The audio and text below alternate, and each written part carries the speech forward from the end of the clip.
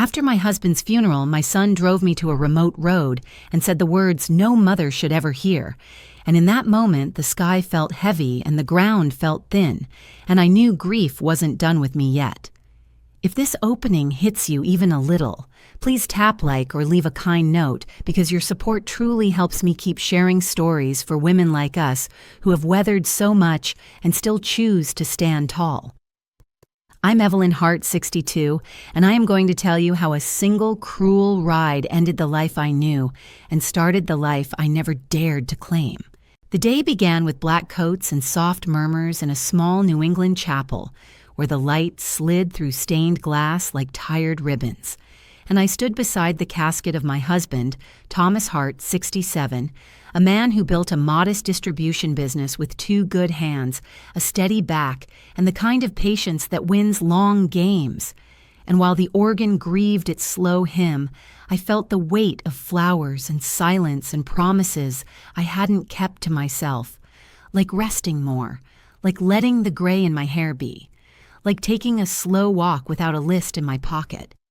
I remember Reverend Paul Whitaker, an old friend of Thomas from the Kiwanis days, speaking gently about service and legacy and the way an honest man leaves a map for those who loved him.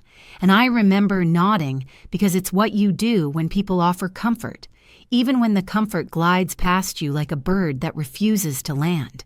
I also remember the fixed expression on my son's face.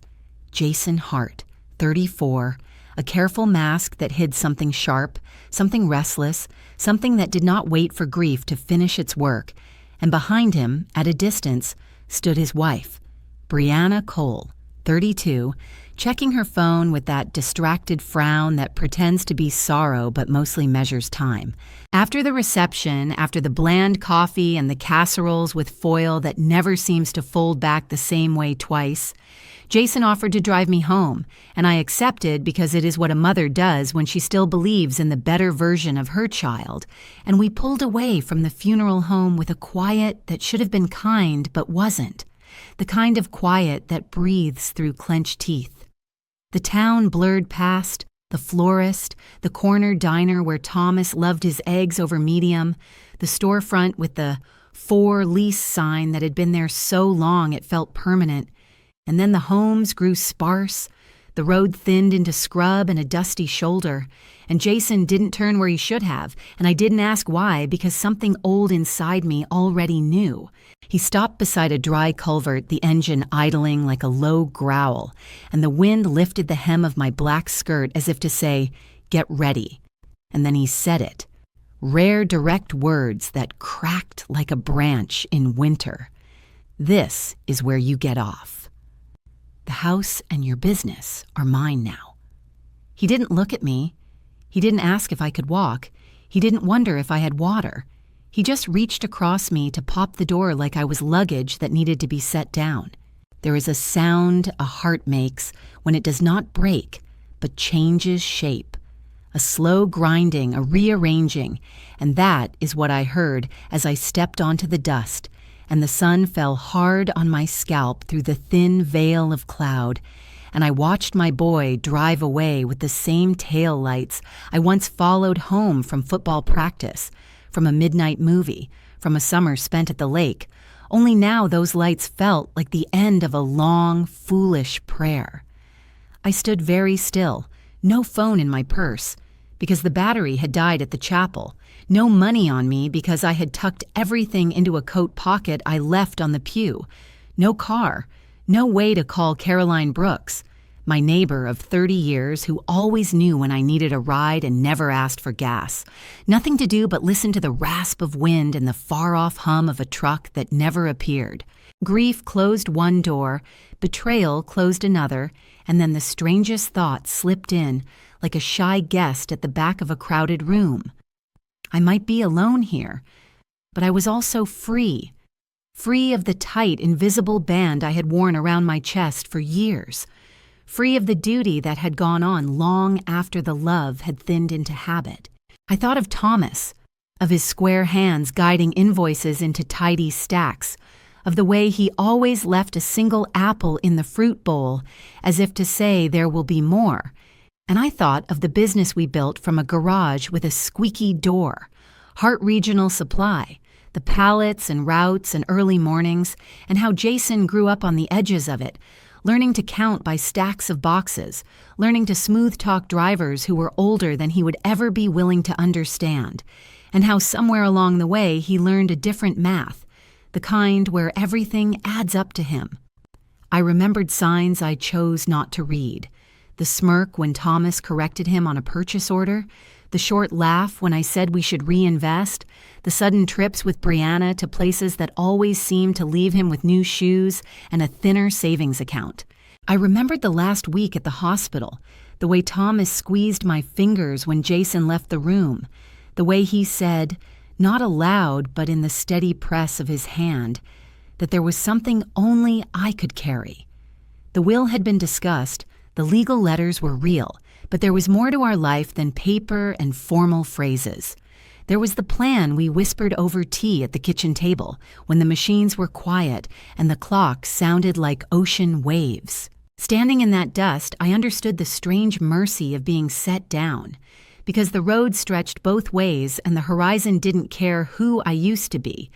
And if I felt the sting of being discarded like a package that never arrived, I also felt the old wiring inside me light up, the wiring Thomas and I laid together in the quiet hours before he slipped away, the wiring that did not depend on Jason's approval or anyone's applause. A hawk circled, the breeze shifted, and I found a shallow rhythm in my breathing that carried the tiniest spark of calm. And I turned my face toward the direction of town, because even if my legs trembled, I knew they still remembered how to move.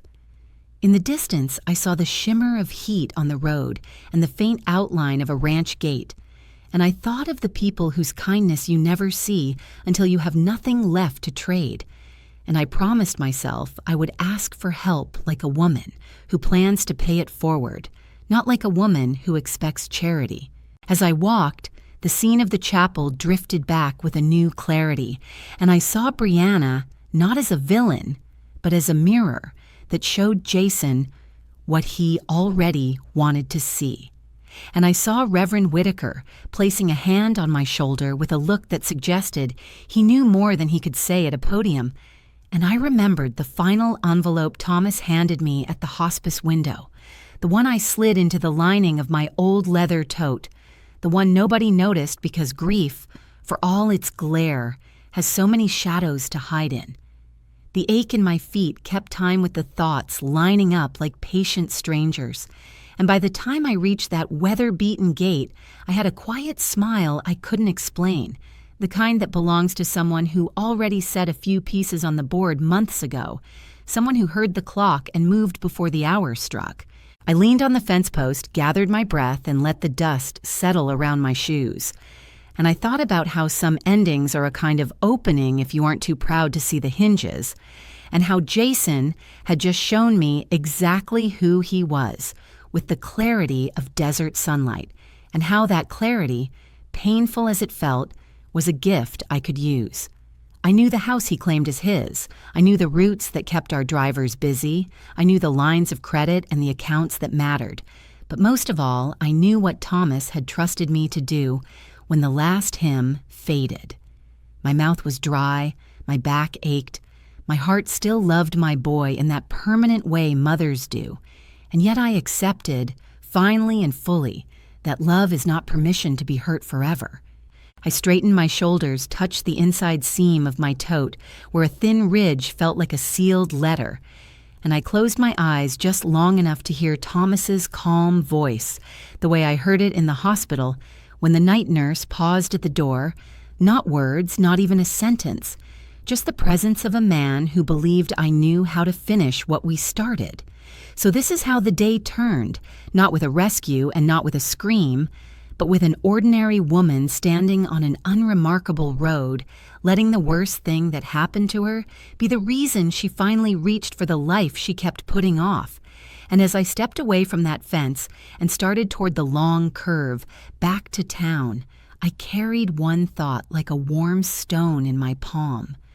Jason had no idea what I had done before his father died, and he would not see it coming until it was far too late to turn around. I walked that dusty mile with my chest hollowed out.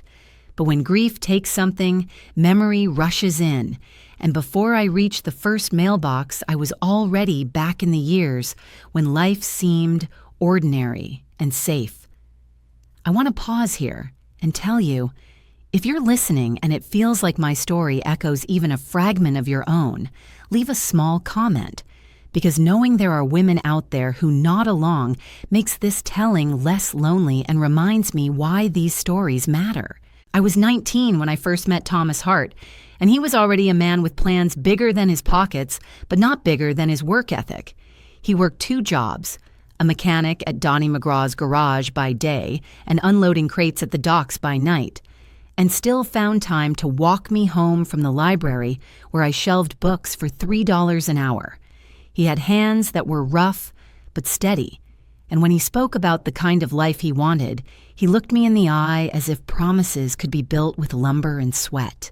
By 21, I was married, and by 22, I was standing beside him in a cramped garage where the smell of oil and fresh paint mixed with ambition, helping him balance invoices on an old folding card table. That's where Hart Regional Supply was born, long before anyone cared to know its name. We grew alongside the business. When I was 28, Jason Hart was born, and I thought the universe had finally given me both roots and wings. He was small, red-faced, and demanding, and I carried him in a sling while taking phone calls about orders for bolts and fasteners. By the time he was 5, he was drawing trucks on scrap invoices, his little crayon wheels circling the numbers we'd penciled in. And I told myself this was how legacy worked. We built something with calluses, and he would inherit it with gratitude. But gratitude is a fragile thing when comfort grows too thick. And though Thomas loved his boy fiercely, I often saw the small ways he spoiled him, slipping him dollar bills for sodas, overlooking the sharp remarks that would have earned another child a warning. Still, our home had laughter. We lived in a modest 2-story on Maplewood Drive with a sagging porch swing that sang in the summer nights, and I cooked Sunday dinners with too much butter, while Thomas told stories about hauling crates in the snow. I thought we were solid, the 3 of us. But as Jason entered high school, the first cracks appeared. He wanted more than we had, not in the way of dreams, but in the way of shortcuts. Shiny cars, new sneakers, trips with friends whose parents carried gold cards instead of cash. I remember one evening he slammed the door after asking for money we didn't have, muttering that we were small time. I laughed it off, told myself it was teenage arrogance, but inside I felt a chill, like a draft sneaking in through a crack in the foundation. Years rolled and we expanded the business. Trucks with our names stenciled, drivers in clean uniforms, steady contracts with builders who trusted us. And yet, the more we grew, the less Jason seemed to care. College came and went in a blur of missed classes and sudden withdrawals, and though we paid the tuition, it never bore fruit. He returned home with a ring on his finger and Brianna Cole at his side, a woman who walked through our door like she was measuring the curtains, her perfume sharp, her smile polished but thin. Thomas said to give them time, that love reshapes even the sharpest corners, but I could already see how they looked at what we had as if it were theirs to remake. I told myself, as women do, that patience would win, that my son would remember the long nights I carried him feverish in my arms, the lunches I packed, the faith I held when teachers shook their heads. But patience is sometimes a disguise for denial. Behind Jason's polite nods at family dinners, behind his clipped hugs, I saw calculation. He wasn't thinking about heritage or honor. He was thinking about acquisition, about how the work of 2 weary parents could be his prize without the effort. And yet, for all that, I never stopped setting the table for him, never stopped tucking away savings, never stopped calling him my boy, even when he stood taller than Thomas and looked at me with eyes I barely recognized. When I glance back now, I see the contrast with startling clarity. the warmth of those early years when life was sweat and hope, against the chill of the years when comfort became expectation, and expectation turned into entitlement. And woven into it all is a thread I didn't fully see until Thomas's last months. The way he began to speak less about profit and more about protection, less about growth and more about guarding what truly mattered. He knew what I was only beginning to admit, that our son's heart was no longer shaped by gratitude, but by greed. And because he knew, he gave me something more precious than words, something I held in secret even as I smiled across the dinner table. The dust of that roadside clung to me still as I replayed the years, and I understood with a sharper edge that betrayal does not fall from the sky. It grows in the corners you refuse to sweep, and I had swept around my son's corners for too long. The years after Jason Hart returned home with Brianna Cole were years that reshaped me in ways I didn't want to see. Because greed never storms the front door. It seeps in through the cracks. It whispers instead of shouts, and it hides behind the smile of someone you love. At first, I thought his complaints about the business were born of ambition, that maybe he wanted to expand, to innovate, to take us further than Thomas and I had ever managed. But soon I realized his words weren't about building, they were about taking. I remember a summer barbecue when the smell of hickory smoke floated through the yard, and Thomas flipped burgers with his steady hand, and Jason lounged on the porch, drink in hand, talking about how we should cash out while we could because other companies were moving faster. It wasn't the words that stung. It was the tone, dismissive and hungry, as if the life's work of two tired parents was nothing but kindling for his fire. And Brianna, with her manicured nails tapping lightly on her glass, nodded along, her eyes already drifting toward the house as if she were imagining her furniture replacing mine. I tried to laugh, tried to remind him of the stability we'd earned, but he waved me off the way a man swats at a fly. That's when the small humiliations began, the kind that cut deeper because they're delivered casually. At family dinners, he would correct me about details in front of guests, smirking like a boy who knew he was clever. When I made suggestions about reinvesting profits, he would chuckle and say I didn't understand modern business.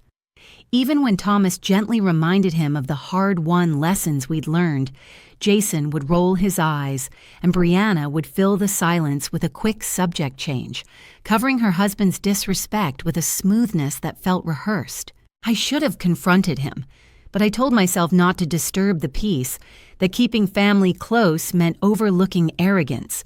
Yet each slight carved another notch into the wood of my patience, and by the time Thomas grew sick, I was living with a stranger who shared my blood but not my heart.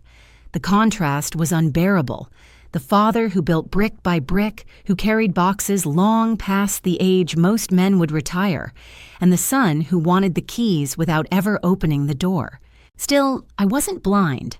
I noticed the new car that appeared in our driveway one spring, a glossy black machine far beyond what his job at the regional office could have paid for.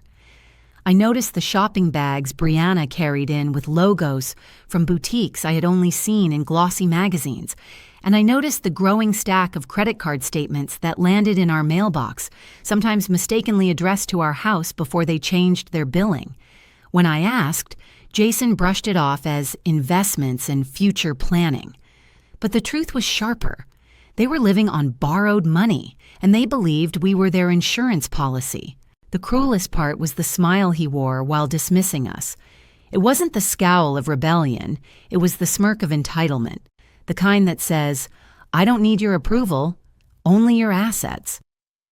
I had seen that look before, years earlier, when Jason was 15 and stormed out because we couldn't buy him the newest sneakers, sneering that other parents cared more. Back then, I thought time would soften him. Instead, time hardened him, and greed sharpened the edges. Yet, even as he pulled away, I began to pull inward, collecting small details, making notes in quiet corners of my mind. Thomas, frail but still clear-headed, would squeeze my hand during hospital visits. his eyes telling me he knew the truth too. He didn't speak it outright, but he didn't need to. We had lived decades together, and in silence we understood. Our son's path was not leading him home. That was when the secret planning began, the kind of preparation that mothers rarely make but widows must, the kind that requires courage you don't admit you have until you need it. So while Jason thought he was inching closer to possession, I was stepping quietly into protection. I didn't yet know how far it would go, only that a line had been crossed, and if I wanted to honor everything Thomas and I had built, I could no longer leave the door unlocked for greed to walk in. And though betrayal simmered like a pot left unattended, I carried the hidden knowledge that one day the flames would burn in a direction he did not expect. When Thomas' heart grew weaker in those last months, the house seemed to shrink with him, every hallway echoing his cough, every room carrying the smell of antiseptic and the low hum of machines we never thought we'd need. And though grief clouded every corner, he never let his mind dull, never let his sharpness slip, because even then he was thinking of me, of what we had built, and of how easily it could be stolen if we left it unguarded. He knew our son too well, knew the gleam in Jason's eyes when business accounts were mentioned, knew the subtle tension in Brianna Cole's polite smiles whenever she asked about the house, about future plans, about when we would finally enjoy retirement. Retirement to them meant stepping aside, handing over everything without question. But Thomas was not a man who built something from nothing just to hand it to someone who had never truly worked for it. I remember the night he called me into the den, where the lamplight painted the walls in amber shadows. His hands, thinner now but still strong, pressed an envelope into mine. The paper was thick, the kind used by attorneys, and though my heart trembled, his eyes were steady. He whispered in that gravel voice softened by illness, "Don't show this to him." "Not until you need to." I pressed the envelope against my chest as if holding it there could fuse his strength into mine. The days that followed blurred with doctor visits, whispered prayers, and neighbors like Caroline Brooks leaving casseroles on our porch. Through it all, Jason grew more impatient, calling the office to ask about shipments, asking questions that weren't born of concern, but of calculation. He assumed the business would fall into his lap the moment his father was gone. He assumed the house, the accounts, the contracts, all of it, would roll neatly into his hands as if inheritance were automatic. He never once asked what his father wanted, never once wondered what promises had already been sealed. When the lawyer, Mr. Alan Carrington, finally read the will, Jason's face was a portrait of certainty, his jaw tight, his arms crossed as if he were already bored by the formality of it. And yes, the will confirmed that much of the estate, on paper, would transition to him. The house, the business, even the lake property that Thomas loved. For a moment I felt the same hollow ache my son must have read in my eyes, the belief that everything had been lost. But then I remembered the envelope still tucked away in the lining of my old leather tote. What Jason didn't know was that months earlier, while he was out flashing his car keys to friends and pretending to be a man of importance, Thomas and I had quietly shifted the foundation of our world. Certain contracts, assets, and accounts had been placed into a trust under my name alone. Ownership of the warehouse we operated from was no longer tied to the business, but to me personally. The distribution rights we had fought to secure years ago had been legally reassigned. On the surface, everything looked like his. But in reality, the power to move money, to sell property, to close or expand deals, that power lived in my hands. I sat silently during the reading, my hands folded, my eyes downcast like a widow too overcome to speak, and I let him believe he had won. Brianna squeezed his arm with that gleam in her eyes, already tasting the life she thought was coming. But inside, I felt the faintest pulse of strength return, like a seed buried in soil too long. I knew then that grief would not be the only thing I carried into the future. I carried the keys to a truth that would one day upend everything my son believed was his. And as I stood in that roadside dust after he abandoned me, I felt the memory of that envelope burn in my mind. He thought he had cast me aside, stripped me of home, business, dignity. But what he didn't know was that I was the one carrying the map, the signatures, the proof that every smug word he had spoken rested on sand. I had been underestimated, overlooked, dismissed, but that would be his undoing. The will was only the surface, and beneath it was the twist, sharp as a hidden blade. It wasn't my husband's voice that would save me, it was my own. The dust clung to my shoes as I stood on that forgotten road, and for a moment I thought perhaps the world had ended with my son's taillights because the silence pressed against my ears until even my heartbeat sounded foreign, and I wondered how many times in life I had ignored warning signs simply because they came wrapped in the smile of someone I loved. And now the smile was gone, the mask ripped away, and all that remained was the dry wind and the stretch of asphalt leading nowhere. My throat ached from grief and heat. My legs trembled as if they no longer belonged to me. But inside, somewhere deep, a spark of stubbornness pushed me forward because if my husband's hand had pressed that envelope into mine for a reason, then that reason could not die here in the dust. I began to walk, each step slow, each breath rough, and the sun beat down without mercy, making the world shimmer in a cruel mirage. And I thought of the chapel, the flowers, the sympathy cards already stacked on the kitchen table, and I wondered if anyone would know I had been left here like discarded luggage, or if they would assume I was at home, grieving quietly, when in truth I was stranded with no phone, no money, no water.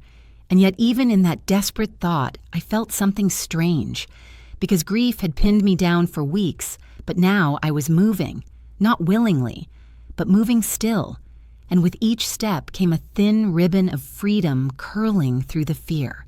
After what felt like hours, I reached a bend in the road where an old ranch gate leaned against its hinges, and beyond it stood a weather-beaten barn with a rusted roof, and I thought perhaps no one lived there, until I saw a woman step into the doorway wiping her hands on a rag, her hair silver and tied back, her frame strong in the way of someone who has lifted hay bales and carried buckets her whole life, and she shaded her eyes to look at me, then hurried forward with the kind of brisk compassion that wastes no time on questions.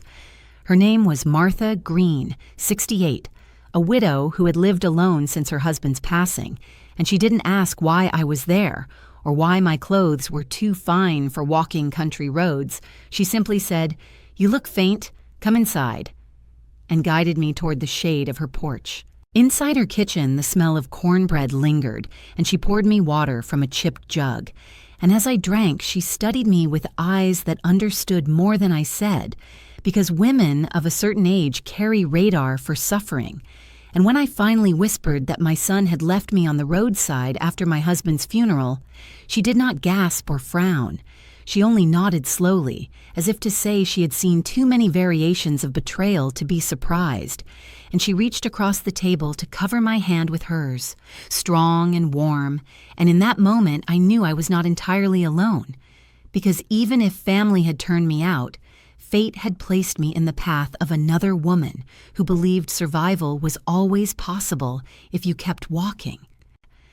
The days that followed my roadside abandonment began in Martha Green's kitchen, where the smell of strong coffee rose every morning before the sun had fully climbed, and where the creak of her old rocking chair blended with the sound of chickens scratching in the yard. And though I had been stripped of everything familiar, I found comfort in those small rhythms, because they reminded me that life still carried on even when the heart had been broken. Martha's kindness was steady but unsentimental, and she never once asked me to explain myself beyond what I could bear. Instead, she filled my plate with cornbread and eggs and told me to eat because grief, like labor, required strength. Yet each night as I lay on her spare cot beneath a quilt that smelled faintly of cedar, my mind circled back to the image of Jason Hart smirking behind the wheel, and I felt a mixture of sorrow and rage that made my chest tight, as if my ribs could barely contain it. I began to walk into town each morning, first to clear my head, then to test my courage. The road was long, lined with fields that shimmered in the late summer heat, and each step felt like an argument with myself. One part of me whispered to hide, to stay in Martha's safety, while another part urged me forward, reminding me of the envelope tucked deep in the lining of my tote. On the third morning, I reached Baxter's General Store, where the bell above the door rang sharp and cheerful, and the smell of sawdust and peppermint candies mingled in the air. Behind the counter stood Henry Baxter, 70, with a stooped frame and kind eyes, who had known Thomas Hart for decades through business deliveries. He froze when he saw me, then shook his head as if words failed him, and finally muttered, "I'm sorry for your loss." I managed to thank him, but my voice cracked, and he quietly slipped a paper bag across the counter with bread and cheese, saying it was on the house. His kindness, like Martha's, was a balm, though it also deepened my shame, because I was a woman who once ran payrolls and contracts, now reduced to accepting pity disguised as charity. As I carried the bag back, I passed the diner at the edge of town, Millie's place, where the scent of fried bacon and fresh coffee rolled through the open windows, and for a moment I was pulled into a memory, sitting there with Thomas years ago, laughing over burnt pancakes during a snowstorm delivery run, his cheeks red from cold, his eyes alive with plans for the future. The memory hit me so hard that I stumbled, steadying myself against a lamppost, and a passerby, a young woman with a baby strapped to her chest, paused to ask if I was all right. Her name was Sophie Daniels, 25, a new mother who lived above the laundromat, and though we had never met, she recognized me from town, called me Mrs. Hart, and offered to walk with me. The warmth of that small gesture filled a hollow place I hadn't realized was so empty, and I thought how strange it was that strangers offered more kindness than my own blood. At night in Martha's spare room, I struggled to sleep, the quilt heavy but the silence heavier, broken only by the sound of crickets. My mind would wander back to the hospital, to the faint beeping of machines, to Thomas gripping my hand with the weight of trust, and I would replay his look, the one that carried both sorrow and certainty, and it made me restless, torn between grief and duty. My body still carried exhaustion in my bones, my hands trembling when I held a cup of tea, yet inside me, somewhere beneath the ache, grew a thin wire of resolve. I told myself that survival wasn't enough. I needed to reclaim what had been stolen, not just the house or the business, but my place in the story of my own life. Martha, practical as always, pushed me gently toward action. One evening, as the sky burned orange over her fields, she said, "You can stay here as long as you need, but you don't strike me as the kind who hides forever." Her words struck deep because they were both truth and challenge. The next morning, I borrowed her phone and dialed an old number I hadn't touched in years. Linda Fraser, 61, a childhood friend who had once worked as a paralegal in Mr. Carrington's law office. My hands shook as I held the phone, but when Linda answered, her voice warm with surprise, I felt a surge of relief that nearly brought me to tears. She insisted we meet for coffee, and I agreed, knowing this would be the first true step toward reclaiming my power. As I ended the call, my chest tightened with both dread and excitement, and I realized I hadn't felt that particular mix in years. My skin prickled as the breeze carried the smell of freshly cut hay, and I thought how strange it was that betrayal had brought me to this place. Stripped, humiliated, yet unexpectedly ready. I turned my face toward the horizon, and I knew the quiet days of hiding were ending. I would build strength not in secrecy, but in steps that would carry me back into the world, back into my fight. Meeting Linda Fraser was like stepping into a room I had once locked and forgotten, because the moment I saw her in the corner booth of Millie's place, with her auburn hair streaked with silver and her glasses perched on her nose, I was transported back to childhood sleepovers where we whispered secrets under quilts, never imagining we would one day be whispering about trusts and wills and betrayal. She rose to hug me with a warmth that made my throat tighten, and for a moment I wanted to collapse into that embrace, but I steadied myself, because weakness, though honest, would not help me now. The diner hummed with familiar sounds, the sizzle of bacon on the griddle, the clatter of plates, the low hum of conversation. As the waitress, Jolene, poured us coffee, I felt the steam curl against my face, grounding me in the present. When I told Linda what had happened, that Jason Hart had driven me out, that he claimed the house and business as his, her lips pressed into a thin line, and she adjusted her glasses the way she always did when calculating. Then I reached into my tote and slid the envelope across the table. She opened it carefully, her eyes moving quickly over the documents, and with each page, her expression shifted from curiosity to disbelief to a quiet, satisfied smile. "Evelyn," she whispered, "he doesn't own what he thinks he does."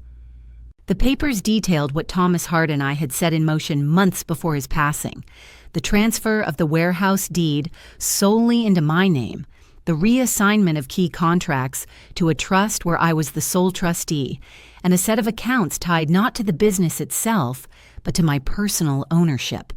On the surface, the will had made it seem like Jason inherited everything, but in truth, the foundation had already shifted. What he thought was his empire was nothing but smoke without the assets I controlled. I sat back in the booth, my palms damp, my chest trembling with both relief and a strange kind of grief, because it was one thing to know my son had betrayed me, another to realize he had built his arrogance on sand. Linda leaned forward, lowering her voice. "You have leverage, Evelyn, real power, but you can't use it in anger. You need a plan." Her words struck deep because they matched the quiet determination already stirring in me. I nodded, though inside my thoughts were tangled. Could I confront my own son? Could I strip him of what he believed was his, even if he had stripped me of love first? That night, back at Martha Green's farmhouse, I lay awake beneath the quilt, the crickets loud outside the window, and I thought of all the years I had spent building, saving, supporting.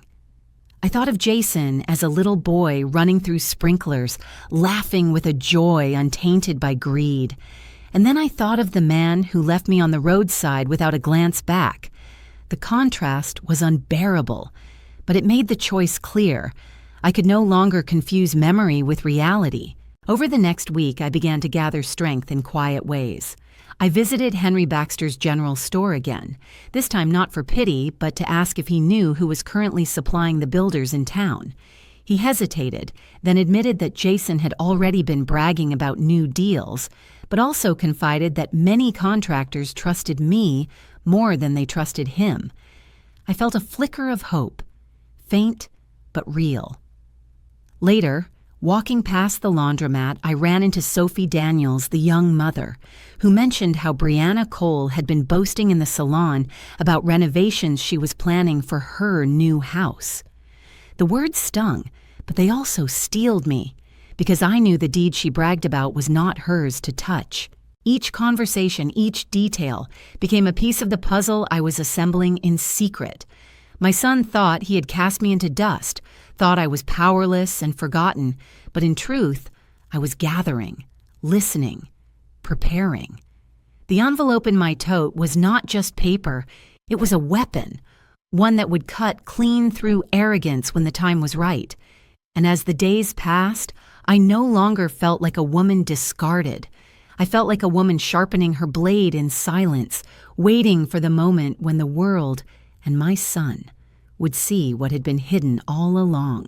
By the time September rolled in, the air had shifted.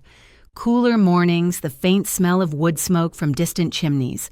And with it came a change in me, too, as if the season itself had decided to strip away illusions along with the leaves. I rose one morning at Martha Green's farmhouse, tightened the belt of the borrowed cardigan she had lent me, and told her it was time. She nodded without surprise, handed me a thermos of coffee, and said only, "Then go watch him with clear eyes." It was both blessing and warning, and I carried it with me as I walked into town. The first place I saw Jason Hart was not the family house, but outside the business office of Hart Regional Supply, standing with his chest puffed as if the trucks lined up behind him were proof of his power. I watched from across the street, half hidden in the doorway of Henry Baxter's general store, while Jason laughed too loudly, gesturing with his hands, showing off a new gold watch that gleamed in the autumn sun. The men around him, younger contractors, drivers who didn't know me, nodded politely but not warmly, and I caught in their body language the unease of people who respected the name but not the man. It was a scene I might have missed before, but now I saw it clearly. Arrogance wrapped in borrowed confidence. I slipped away before he could notice me, my heart pounding with a strange mixture of rage and sorrow. Passing by Millie's place, I caught the sound of Brianna Cole's voice from the open window, high and sharp, as she boasted to a table of women about the renovations she had already ordered for her home. One of the women asked if she wasn't worried about the cost, and Brianna laughed, tossing her hair, saying, "Oh, Jason's mother left everything to him." "We're finally living the life we deserve." Her words stung, but they also steadied me, because I knew that deed sat firmly under my name, tucked into the trust she had no idea existed. Later that week, I met Linda Fraser again, this time in her small apartment above the old bookstore where the scent of ink and paper still lingered. She spread the documents across her dining table, her finger tracing each line, and explained how easily the truth could unravel Jason's illusions. "But don't rush," she cautioned, her voice low. "Let him believe in his power long enough to expose himself. When he's most certain, that's when the fall will cut deepest." I listened, my stomach tight with the weight of her words, because waiting meant enduring his parade of arrogance. But I knew she was right. The reckoning would not come with noise. It would come with precision. That night, lying beneath Martha's quilt, I replayed the day's images. Jason's forced laughter, Brianna's careless boasting, the weary eyes of contractors who missed Thomas's quiet strength. My hands trembled as I touched the envelope hidden in my tote, feeling the crisp edges of the documents that were both shield and sword. I thought of Thomas again, his hand pressing mine in the hospital, and I whispered into the dark, "I'll do it right, love. I won't let him take what we built." The words caught in my throat, but saying them out loud felt like the first step of a vow. The next morning, I stood on the edge of Main Street watching as the trucks rolled out under the company name, and I knew it was time to stop hiding. The reckoning was beginning, not in dramatic confrontations or shouted arguments, but in the quiet gathering of allies, the patient stitching of truth, and the certainty that arrogance always creates its own downfall. My son had no idea I was watching, no idea I had returned, no idea the ground beneath his feet was hollow. But he would learn.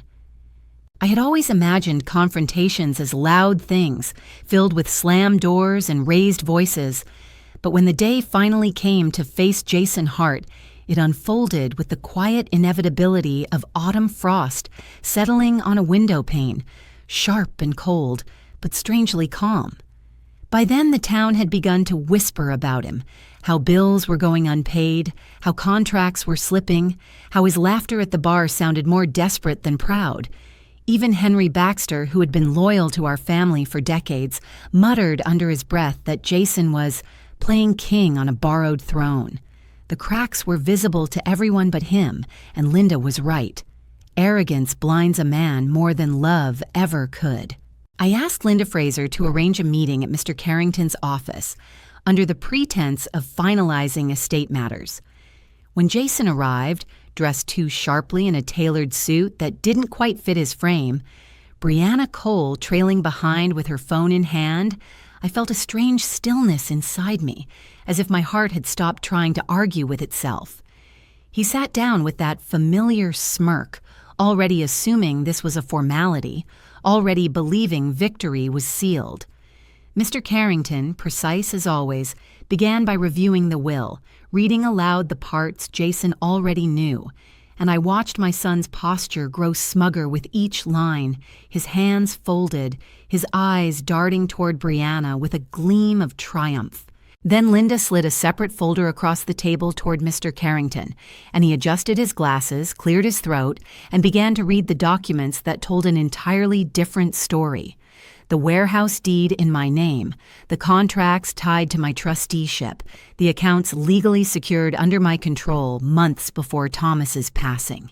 Each line struck like a hammer on glass, and with every word, I saw Jason's face shift. First confusion, then disbelief, then a slow flush of rage creeping up his neck. Brianna leaned forward, her hand frozen on her phone, her eyes darting like a trapped animal, and for once, silence filled the room where arrogance used to sit. Jason turned to me, his voice breaking into a half-whisper, half-growl. "What is this?" It was the first time in years I had heard fear lace his tone. I met his eyes, steady, and felt my hands unclench after months of trembling.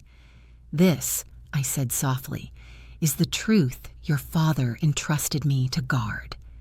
The business you mocked, the house you claimed, the legacy you thought was yours to take, they were never yours to steal." My voice did not rise, but the weight of decades sat inside each syllable, and for the first time, my son had no words to drown me out. Brianna tried to recover first, smoothing her skirt, forcing a laugh that sounded brittle. She murmured about misunderstandings, about how surely we could work something out. But Mr. Carrington, his tone clipped and final, explained that the documents were binding, the ownership undisputed, and that Jason had no legal ground to stand on.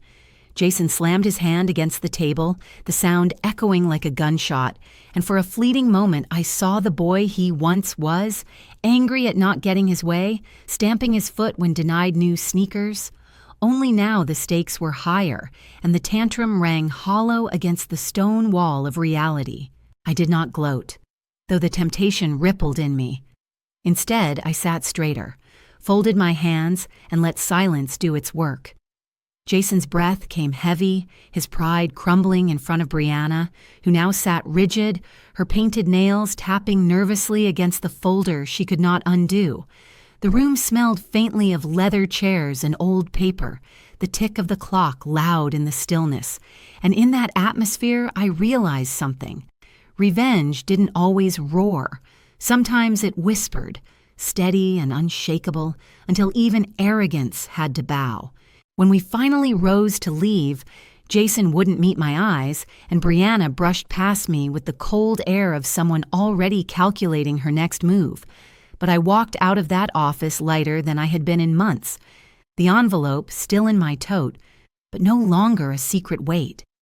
It had become my shield, my proof, my freedom. For the first time since Thomas's funeral, I could breathe without grief strangling me, because the reckoning had come, and it had been mine to deliver. When I walked out of Mr. Carrington's office that day, the September sky felt sharper, the air colder, and yet there was a lightness in my chest I hadn't known in years, as though the heavy chains I had carried, grief, betrayal, humiliation, had snapped clean away. But reckoning does not end with a single meeting. It ripples outward, crashing into every corner arrogance once occupied. And in the weeks that followed, those ripples became waves that swallowed my son whole. The first blow came swiftly. Word spread through town that the contracts were mine, not his, and the contractors who had grown wary of Jason Hart's empty promises came back to me, shaking my hand with the quiet relief of men who valued steadiness over show.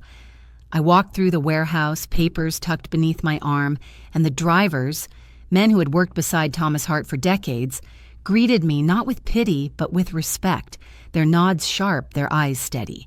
They had watched Jason strut, they had watched bills pile, and now they saw the truth laid bare. By the end of the week, orders were once again flowing under my name, not his. The second blow struck harder. Jason's creditors, emboldened by the truth, came calling. The glossy car he had paraded through town was repossessed in broad daylight, hauled away on a tow truck while neighbors watched. Brianna's salon friends whispered behind their manicures as she tried to laugh it off, but shame clung to her like a shadow.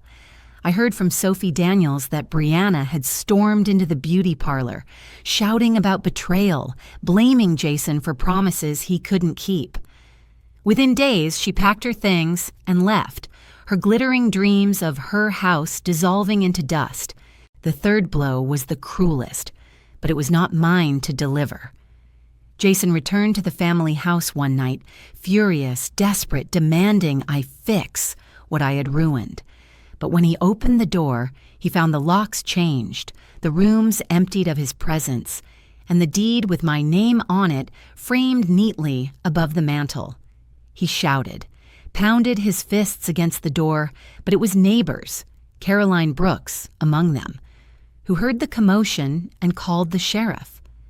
I did not watch him escorted off the property, but I heard later how his anger collapsed into something pitiful, a broken man clinging to what was never his. For me, the days grew fuller. I returned to the office, not as the grieving widow Jason had abandoned, but as the rightful head of the business Thomas and I had built. I signed contracts with a steady hand, hired new drivers, and even brought in Henry Baxter's nephew, a bright young man eager to learn the trade. At night, I sat in the house Jason had claimed, the house I now held without fear, and listened to the wind through the trees on Maplewood Drive, remembering the laughter of years past, but no longer crushed by it. Grief still lingered. It always does. But it lived beside strength now, not instead of it. And yet, in quiet moments, I wrestled with the ache of motherhood, the sorrow of knowing my own blood had chosen greed over love. I would close my eyes and see Jason as a boy, running barefoot through sprinklers, his laughter bright, his future unspoiled, and I would ask myself where I had lost him. But then I would open my eyes and see the papers, the contracts, the steady rhythm of a business alive again, and I would remember Thomas's hand squeezing mine, urging me to protect what mattered.